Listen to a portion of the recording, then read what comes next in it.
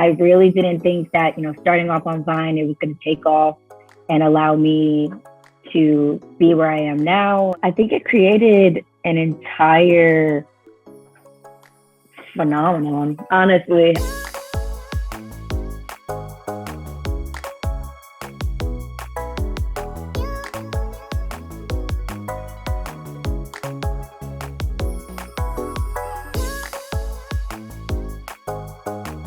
I started off always writing like poetry on Tumblr, and then even during my Vine days, I was always like playing with instrumentals. I really didn't sit down and say, oh my God, I'm about to start this album.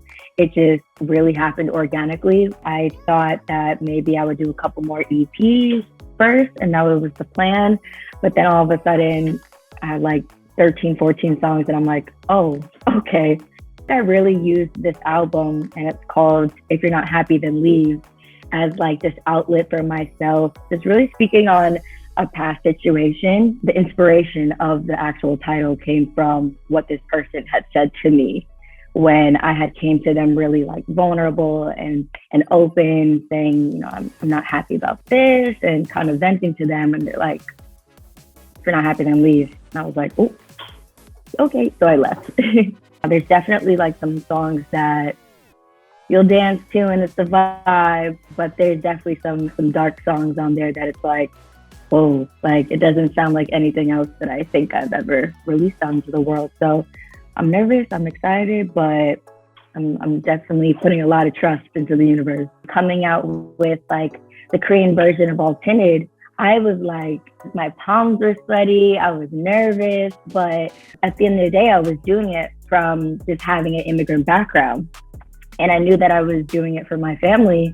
So that's what really kept me kind of all the pieces together.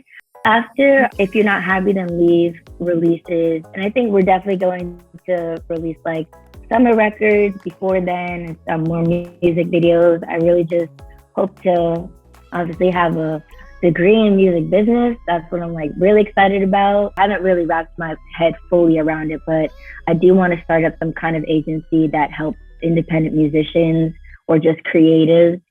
I really didn't think that starting off on Vine, it was going to take off and allow me to be where I am now. I think it created an entire phenomenon. Honestly, people actually really saw me for who I was, and I think that's why I was able to just cross over to other platforms too. So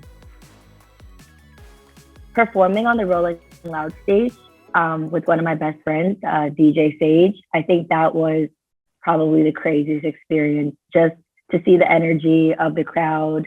And that was my largest performance. We prepared for this moment for like 5 months in advance. My feet were sore, like my vocal cords were strained. I was drinking so much honey. I don't think I've ever had that much honey in my life.